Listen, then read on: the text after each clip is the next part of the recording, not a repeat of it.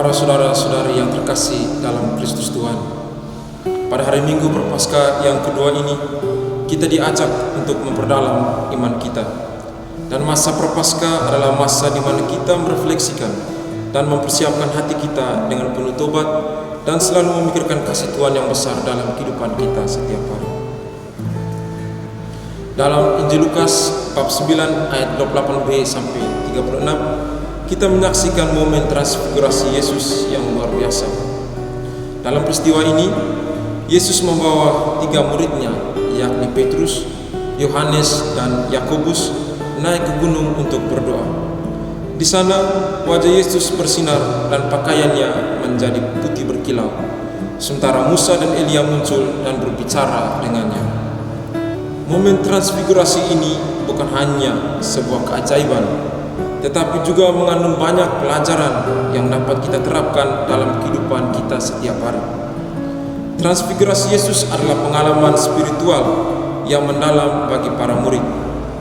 Mereka melihat kemuliaan Yesus dan merasakan kehadiran Tuhan yang nyata.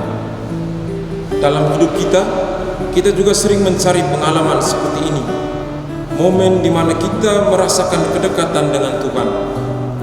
Mungkin itu menjadi saat kita berdoa, saat memikirkan firman Tuhan, atau saat kita berada di tengah kegiatan atau pelayanan kita setiap hari.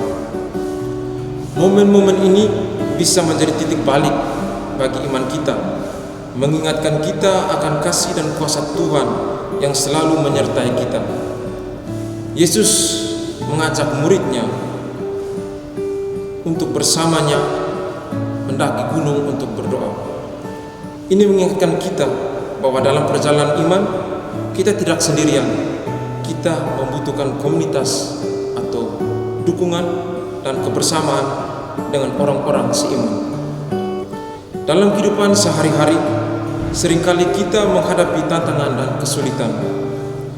Ketika kita mengalami kesulitan, tentu di sana kita mendapat banyak dukungan, entah itu dari teman, keluarga, atau komunitas gereja yang senantiasa mendukung kita.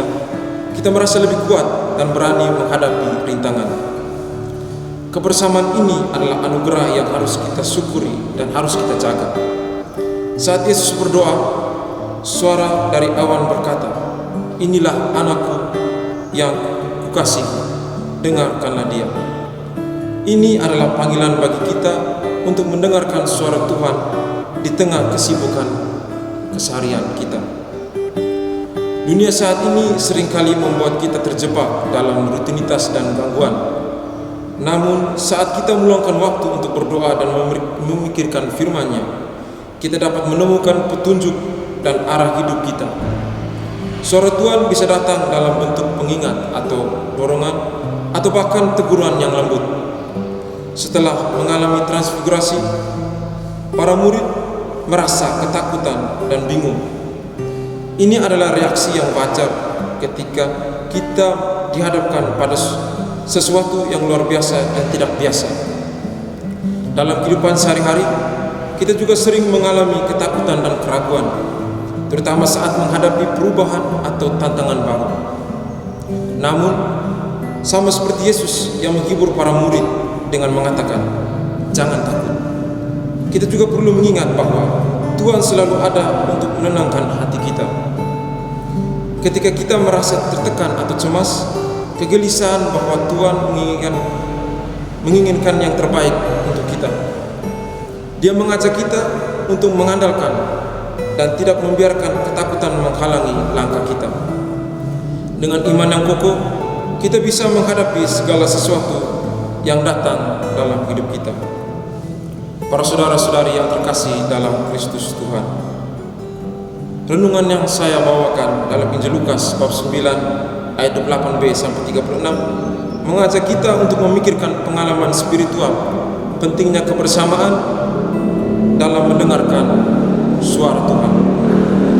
Dalam kehidupan sehari-hari, kita diingatkan untuk mencari momen-momen di mana kita bisa mengalami kehadiran Tuhan, mendengarkan firman-Nya, dan berbagi perjalanan iman dengan orang lain.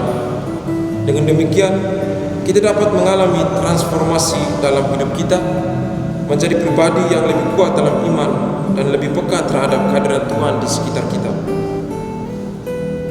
Mari kita terus berusaha untuk mendengarkan dan mengikuti panggilannya dalam setiap langkah kehidupan kita, agar kita dapat menjadi berkat bagi orang lain dan membawa kemuliaan nama Tuhan bagi orang-orang yang kita jumpai dalam kehidupan kita setiap hari.